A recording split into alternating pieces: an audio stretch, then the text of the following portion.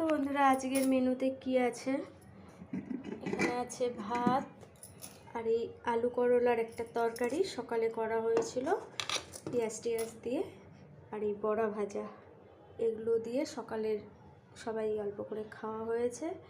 তারপরে এই যে মাছের মাথা ছিল, ওটা একটু মশলা দিয়ে রসা করে রেখেছি।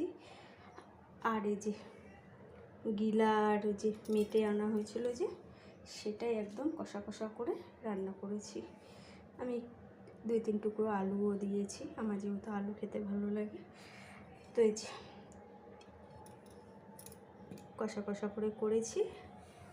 আর এই মাছের মাথাটা আলু দিইনি, এমনি শুধু মশলা দিয়ে রসা করে নিয়েছি। আর এই গাছের মিষ্টি কুমড়া ফুলের বড়া, করলা আলুর তরকারি, ভাত, এই ছিল আজকের মেনু। এটা খেতে কিন্তু হেভি হয়েছে বন্ধুরা। তো চলো টাটা।